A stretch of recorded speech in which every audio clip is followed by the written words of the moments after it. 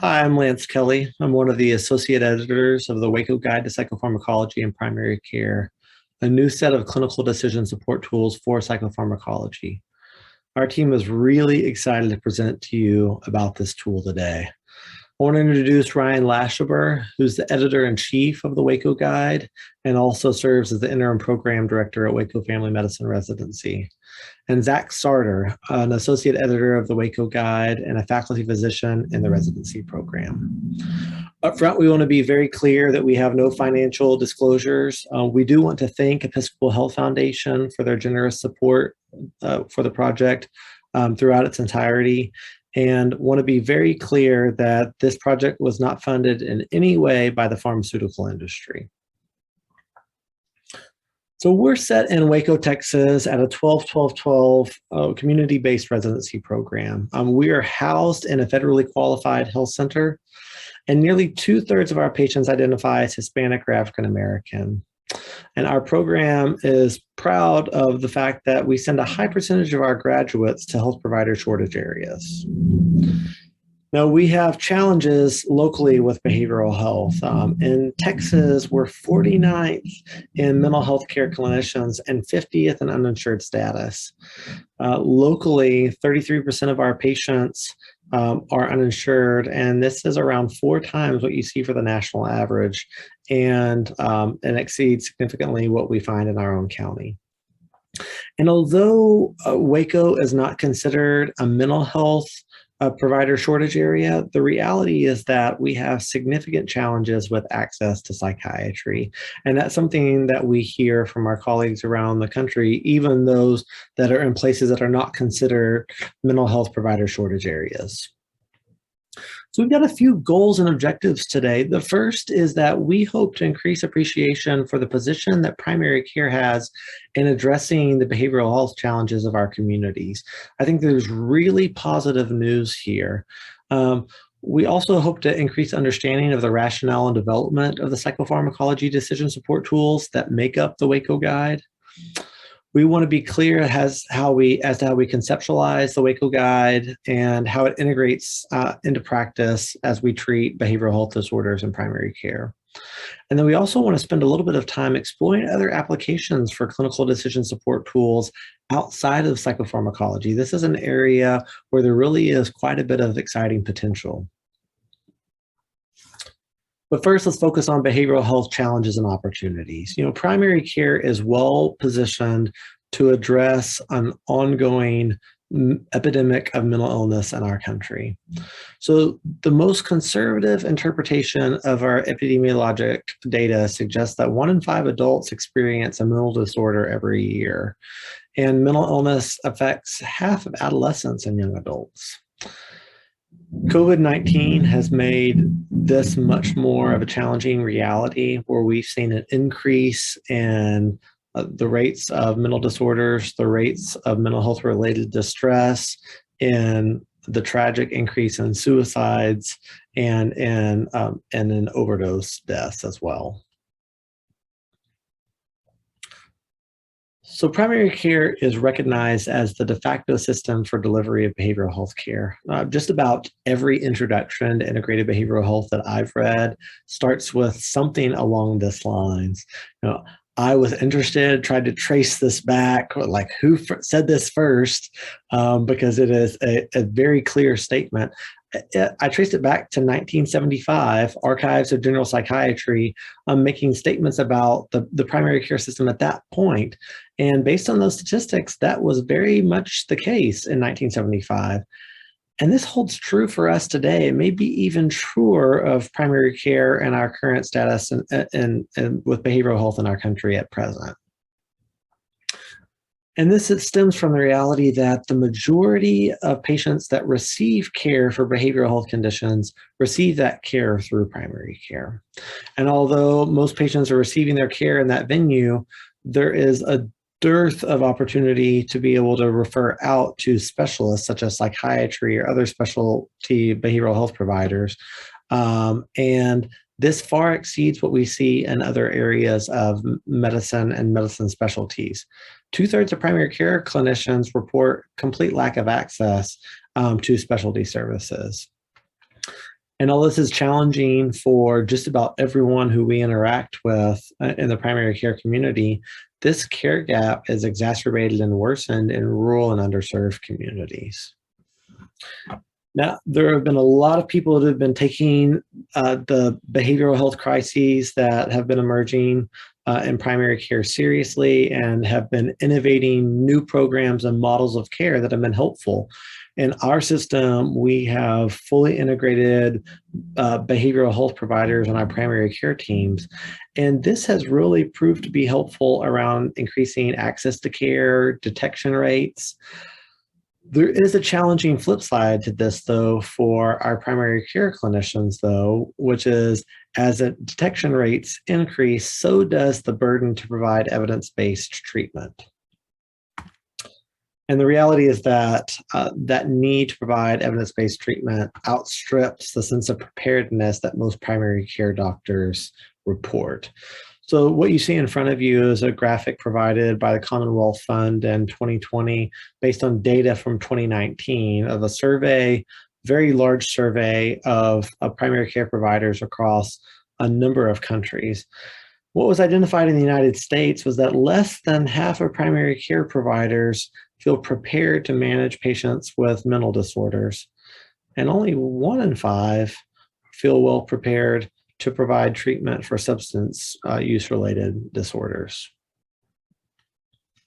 And this can be related to a number of factors. Some of what we found is that oftentimes primary care clinicians may feel less comfortable with the basic treatment principles. There are also guidelines that are available, but oftentimes those guidelines are either out of date or they're not written for a primary care clinician audience. And so it's really hard for the primary care provider to discern what is applicable in this context. And then last, there is some evidence that primary care clinicians may be less proficient in prescribing psychotropic medications. So this context, this burgeoning need for behavioral health care in our country and the reality that primary care is well positioned to address part of this need really registers this question, which is, how can we provide high quality care for behavioral disorders in the primary care context? And this is a question that my colleague, Zach Sarter, can answer for you. All right. Well, Lance laid out beautifully the why we need a resource like the Waco Guide in primary care. Now we're going to talk about the how we developed this tool and the methodologies that we employed. The term that we're going to use over and over again as we talk about the Waco Guide is clinical decision support or clinical decision support tool. We define these as tools that are used at the point of care to provide high yield treatment recommendations and complement clinical practice. The inspiration for this was in part from the CCM model written by E.H. Wagner's and others. And the spirit here is that guidelines, literature are maximally effective whenever they're integrated into the workflow and fabric of healthcare, in this case, primary care. And so we wanted to take best available knowledge and evidence in the realm of psychopharmacology and distill that down into a format that was usable and effective for the average primary care clinician. Each of these clinical decision support tools has 3 unique pieces, and each tool encompasses one specific behavioral health disorder. Within the tool, we have algorithms that use logic to complement medical decision making. These have specific branch points and require specific symptomatology or comorbidity inputs in order to arrive at terminal psychopharmacologic treatment recommendations. We have prescribing information, which includes dosing, titration schedules, and monitoring parameters for the psychotropic medications that we recommend. And then lastly, strength of recommendation taxonomy ratings or SORT ratings that include important references to the literature that helped us shape these recommendations that we provide.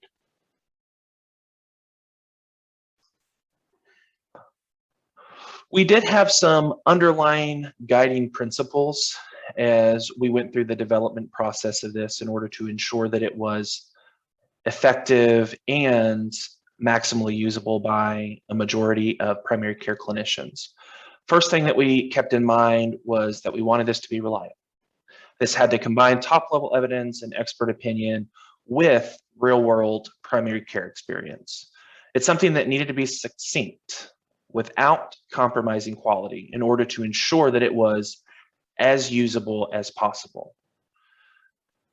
We thought about cost throughout the process, both in regards to the sustainability of this resource, but in regards to the actual cost of medications that we were recommending in order to ensure that a majority of patients could potentially benefit from our guide. We thought about scope. As family medicine clinicians, we're always thinking about scope and treatment of disease throughout the lifespan. And so we made sure that this tool could be used for adults, pediatric patients, and those who are pregnant, who just had a baby, or who intend to become pregnant. And then lastly, ethics. We wanted absolutely to be above reproach when it came to the recommendations that we provided. We are very proud to say that the pharmaceutical industry in no way funded this project.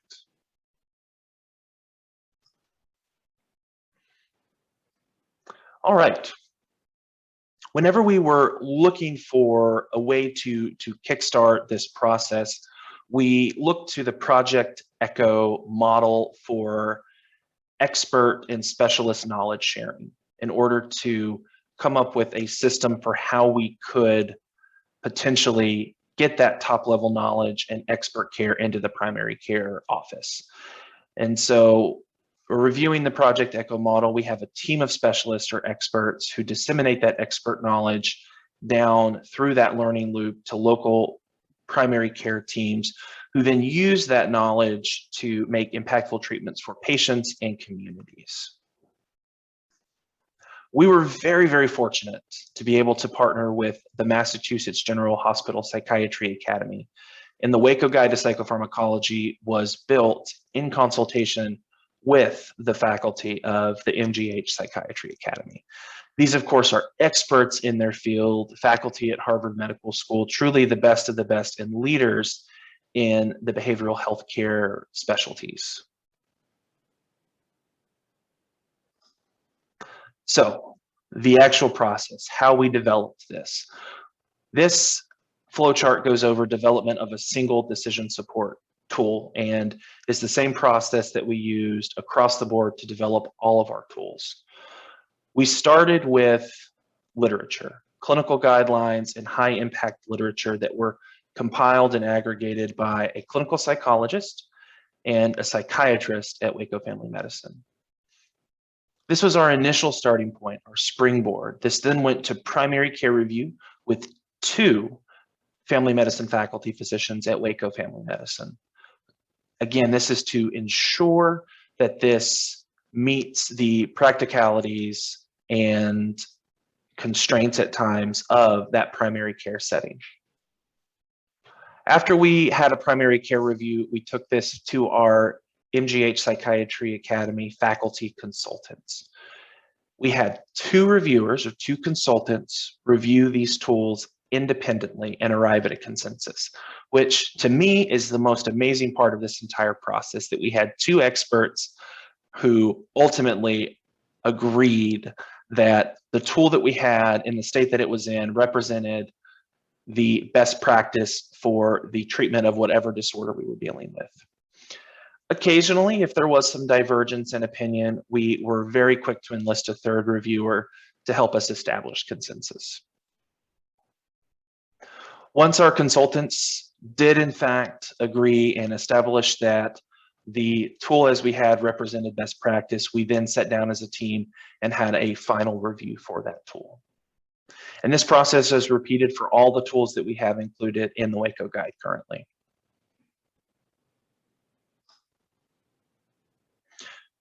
We didn't want to stop there. We wanted to make sure that, again, that this tool would be maximally useful for primary care clinicians. And as a primary care physician myself, I really pride myself on being able to treat the patient in context of all of their other medical conditions. And so we wanted to be able to capture that within our Waco guide as well. And so we made some recommendation changes to account for various comorbidities and to account for treatment of these disorders throughout the lifespan. And these treatment recommendations we changed based on liver function, kidney function, cardiac reserve, and presence of obesity, as well as specific recommendations for geriatric patients, women of reproductive age, again, throughout the spectrum of preconception, antepartum, and postpartum, as well as children. So we wanted to make sure that this resource could be used in an individualized, patient-centered context, regardless of comorbidity or stage throughout the lifespan of treatment.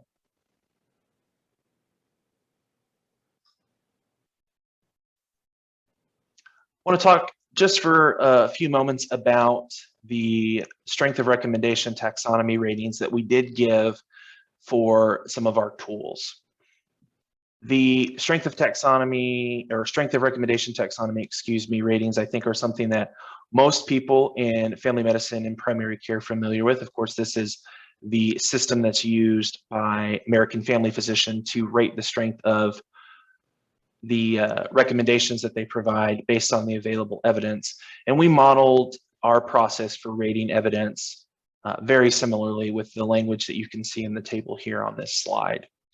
The sort ratings, of course, as we call them, are specific for certain pieces of our decision support tool, mainly in our algorithms, and include important references that really helped shape the way that we think about developing these tools, and for the clinician or end user to be able to reference for more in-depth reading.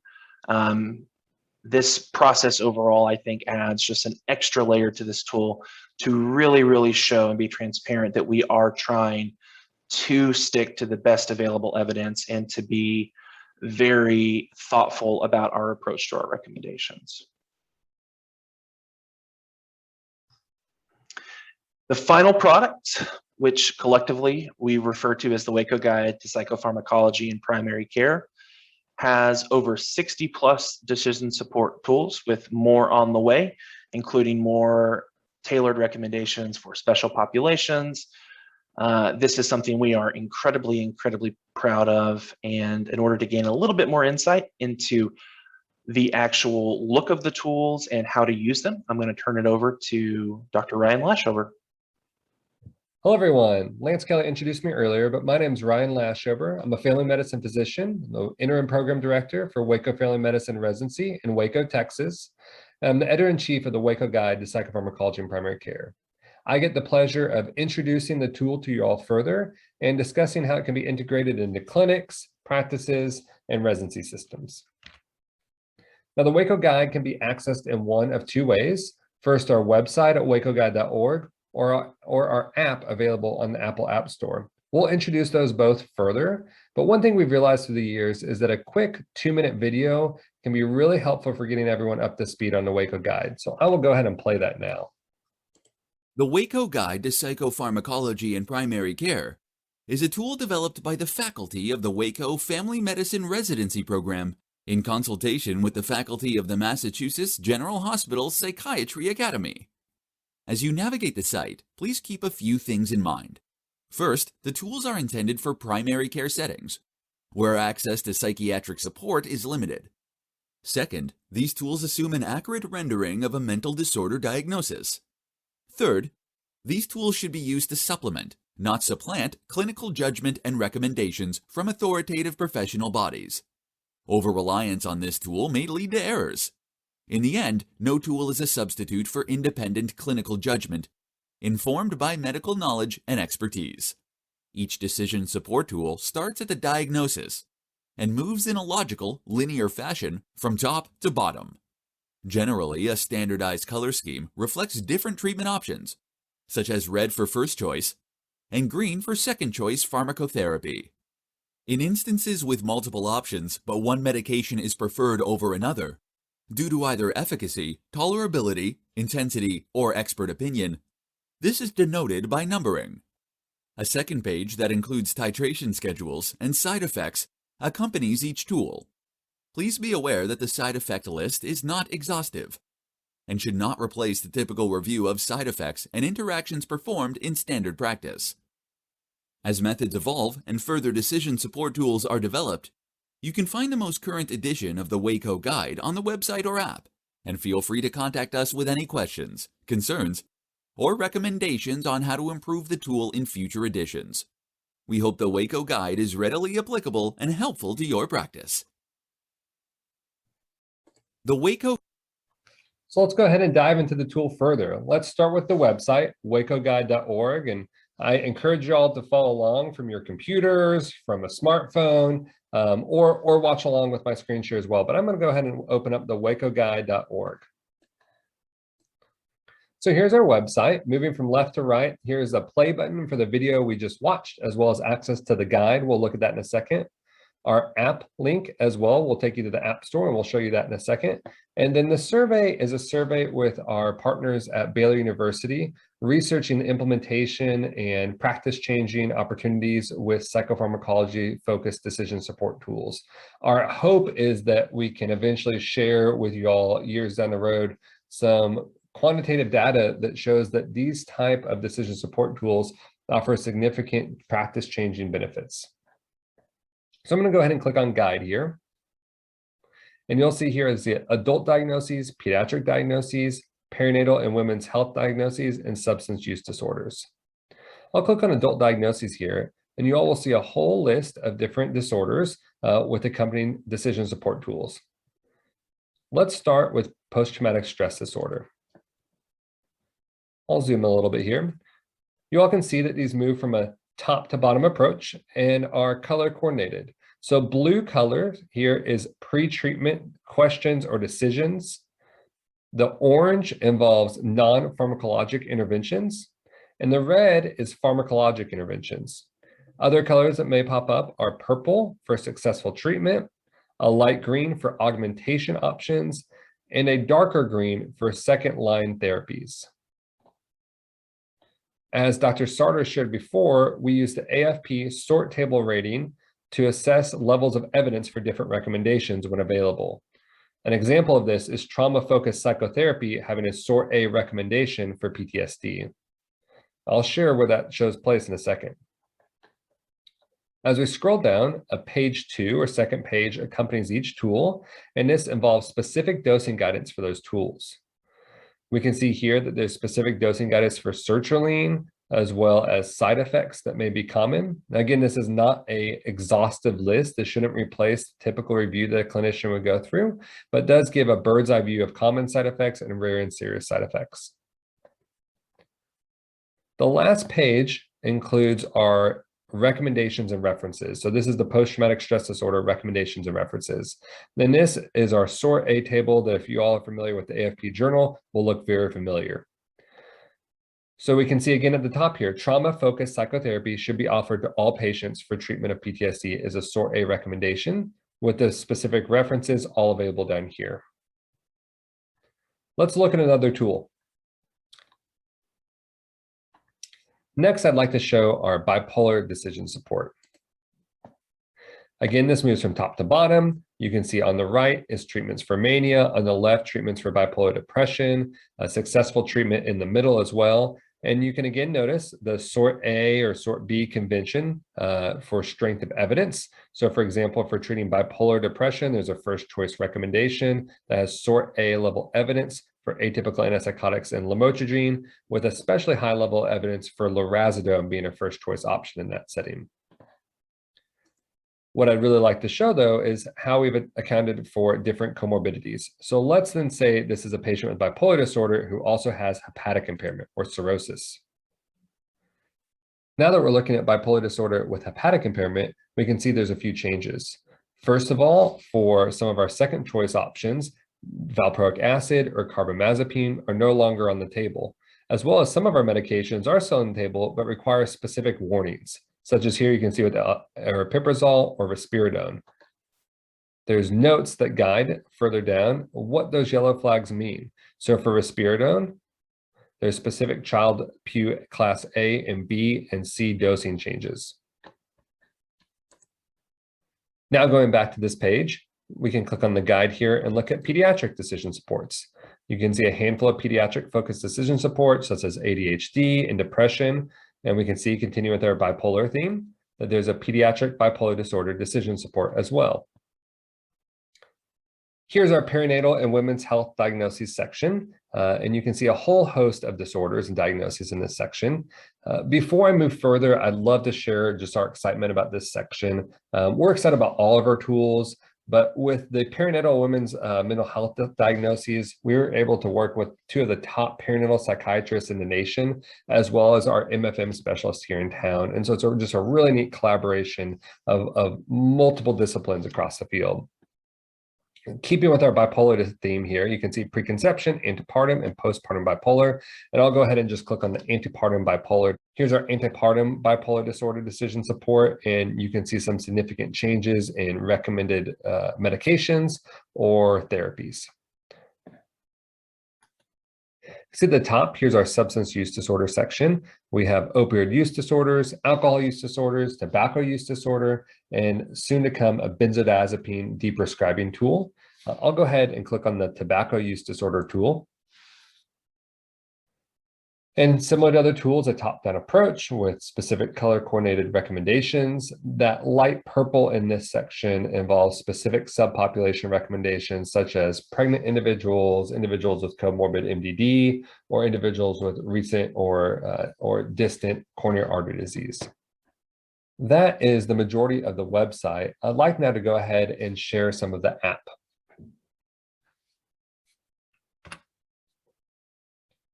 So the app is currently available on the iOS App Store, and in a few months will also be available on the Android App Store. You all can access this in a few different ways. Going to the iOS App Store, you can search for Waco Guide-Psychopharm. It is tailored to both iPhones and iPads, or if you'd like, you can go ahead and scan the QR code reader on the screen right now. I encourage y'all to make this interactive. Go ahead and download the app now while we're presenting this, and use the tool and follow along while we're introducing some of the unique applications of the app. All right, so here's the Waco Guide to Psychopharmacology and Primary Care app. You can see our main page here. I'll go ahead and select depressive disorder and select adult, and I'm not going to select any special populations at this time. We'll go next, and there's a few pre-treatment questions. So let's say this patient has severe depression, no current psychosis. The next screen is going to allow you to choose any previously trialed medications or medications the patient is currently taking. So you can see here, I'll drop that down. You'll see a whole host of medications to choose from. For now, we won't choose any medications and click next here. And this very quickly is going to give us a specific tailored recommendation for that patient, starting SSRI, SNRI, bupropion, or mirtazapine with sort A level of recommendation. You'll see after that, there's a few specific treatment tailoring options for patients with comorbid anxiety or chronic pain. And then as you scroll down, you'll see a psychotherapy option, which you can drop down, and it'll give specific evidence-based psychotherapy recommendations for that patient, as well as specific medication recommendations. And so let's say at this point we chose an escitalopram for this patient. I can drop down there. It'll give starting dose, common side effects, rare side effects, and we can know that there's a black box warning for suicidality less than 24 years old. I can click that link and open up the whole black box warning. As we move down further, there's a quick link to see the tool itself, as well as at the bottom, key recommendations going back to our sort level evidence tables. So let's then go back to the beginning, select depressive disorder again, choose adult, and let's select that this patient has hepatic impairment, similar to a bipolar patient before. This time again, they have severe depression and no psychosis. They're on no medications currently. Very similar look, but we may see a few recommendations fall out of the recommendation pathway. So our first trial now no longer has SNRIs as an option, as well as scrolling down, some of our medications have that same yellow flag that we saw before, where medications such as escitalopram may have specific dosing guidance, or sertraline has Child-Pugh A, B, and C dosing guidance. Again, there's a whole host of disorders available. You can see the vast majority of disorders available on the app currently, and then the rest of the disorders that are on our website will be available over the coming year on the app as well.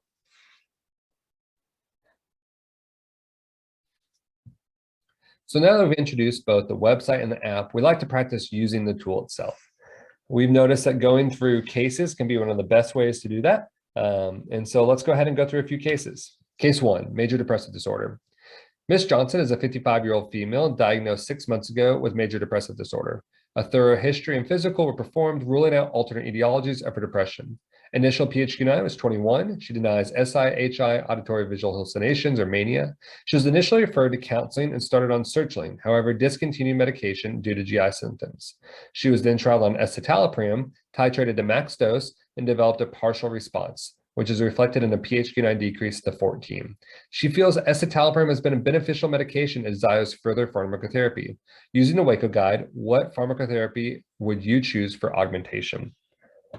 I'll go ahead and open up the website here, and we'll again click on adult disorders, depressive therapy, and here we can see that she's had a partial response.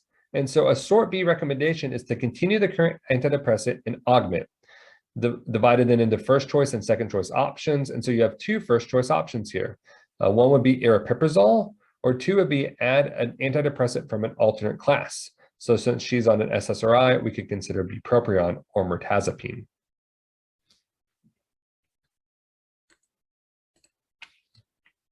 Let's move to another case. Case 2, bipolar. Mr. Edwards is a 34-year-old diagnosed with bipolar. He reports current symptoms of depressed mood and reports his last manic episode was at 24 years old, involving 10 days of not sleeping and developing grandiose plans to open a chain of taco stands throughout the Dallas-Fort Worth area. Thankfully, his roommate intervened prior to any financial losses. He recalls being started on a medication for mania, which he took for 9 to 10 months, but then stopped for unknown reasons. He presents to clinic today reporting significant depressive symptoms for the past 7 months, which are negatively impacting his relationship with his wife and performance at work. He denies mania, auditory visual hallucinations, SI or HI, and you rule out alternate etiologies for his depressive symptoms. You note he has a BMI of 38. He desires further pharmacotherapy, and using the Waco guide, what pharmacotherapy would you consider to treat his depressive symptoms? So I'm going to switch again back to the website here. And at this point, we'll choose bipolar disorder and bipolar obesity.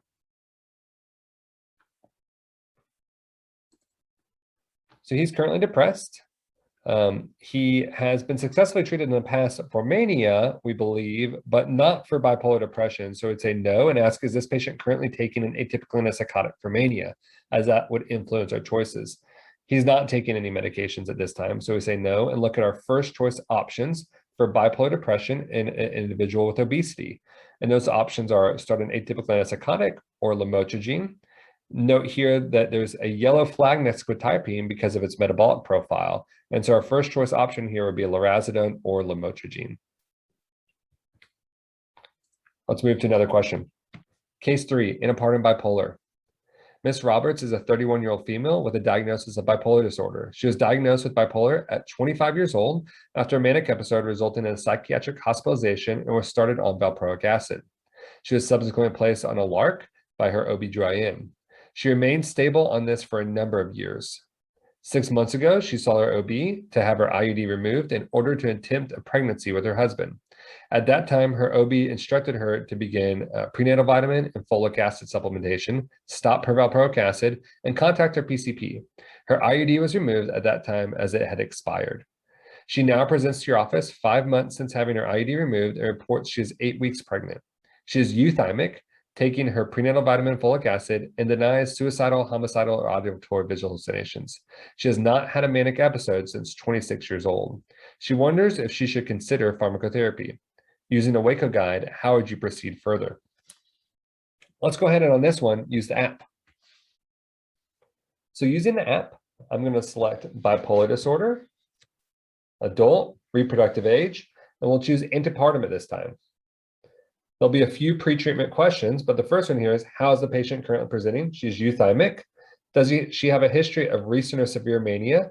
Yeah, she does have a history of severe mania in the past. Has she previously or currently been taking any medication? Well, let's say that she was taking valproate in the past. There's a prior medicine. Let's see a recommendation.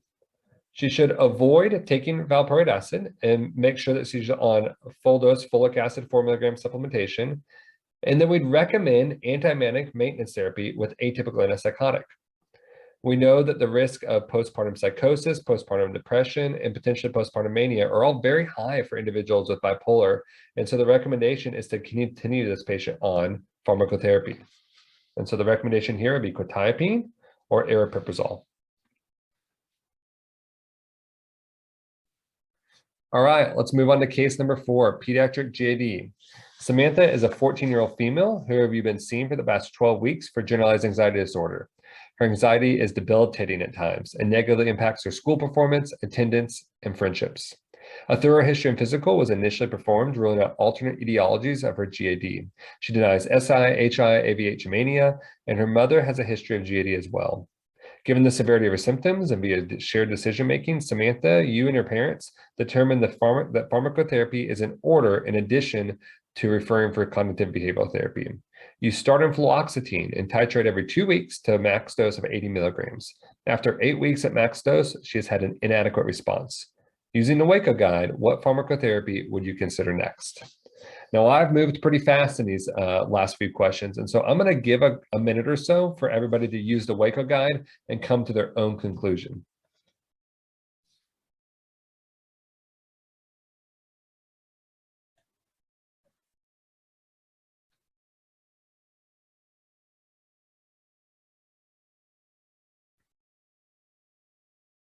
Right, so you can see here that I've opened up the app. I'm going to select generalized anxiety disorder and pediatric. You can see here that the specific comorbidity information does move away as it doesn't apply to the pediatric age population. I'll click next here. We can say that patient's GAD is severe and they have been on a current medication. They're on fluoxetine, it's current, and it's an unsuccessful response. And again, at the top, you can see what an adequate trial of pharmacotherapy is, minimum 6 to 8 weeks at max clinically indicated and tolerable dose. So move down here, let's get a recommendation of how to treat Samantha. First choice option is trial a different SSRI. You can see our 3 recommended SSRIs are listed below. And so using escitalopram or sertraline would be the next recommended option. Again, if you'd like to see the figure itself, you can click right here. And we can scroll down where it says second trial or second choice, try other SSRI. All right, case number 5, alcohol use disorder. This is our last case for today. So Mr. Jones is a 48-year-old gentleman. You're seen in clinic for a hospital follow-up for delirium tremens. He completed an inpatient benzodiazepine taper and was referred for a 12-step program upon discharge. He has a past medical history significant for hypertension, as well as alcoholic cirrhosis, Child-Pugh class B, just diagnosed during the delirium tremens hospitalization. This was his first hospitalization for DTs, and he is motivated for long-term alcohol abstinence. He asked if pharmacotherapy would be a reasonable option for assisting him in cessation and abstinence. Using the Waco guide, how would you guide him further? Looking at the website again, we'll click on the guide, scroll down to substance use disorders, and click on alcohol use disorder. There's 2 sides to this tool. To the left is the acute withdrawal, and to the right is the post-withdrawal treatment. Thankfully, we've already started him on the 12-step program, and now we're considering pharmacotherapy. And the question is, does the patient have a subgroup indication or contraindication? And those indications or contraindications can be opioid use disorder or hepatic impairment. Well, unfortunately, he does have hepatic impairment with his Child-Pugh class B cirrhosis. And so naltrexone would not be an option for him. And we would move to acamprosate as the next option or the next most reasonable option for him for alcohol abstinence. All right, so we've spent considerable time looking at the Waco Guide to Psychopharmacology Primary Care. And one of our favorite events, and when we are able to present this in person, is an open discussion time to really brainstorm other applications for decision support tool development. We shared before how it has such a unique opportunity in primary care settings to provide goal concordant and guideline concordant care. And so this is a great chance to, as you leave this conference today or have a break, brainstorm if there's other areas that this may be applicable. We've discussed every area from HIV-related care and primary care to level 2, 3, 4 NICU care. So I encourage you all to, as you leave today, to consider other options and other applications. I'd be remiss if I didn't thank the team that's involved with it. So our editors, associate editors, and our special contributors, which are Paula Smith, the MFM consultant, and Katie Wesley, an OB/GYN consultant. Thank you all for your time today and hearing about the Waco Guide to Psychopharmacology in Primary Care. We hope this can be a helpful tool to your institutions, to your clinics, to your practice. We love talking about psychopharmacology and decision support tools. So if you all have any questions, please message us at wacoguide@wacofc.org. And if there's an option after this to communicate further, ask questions, we'd love to do so. Thank you all. Take care.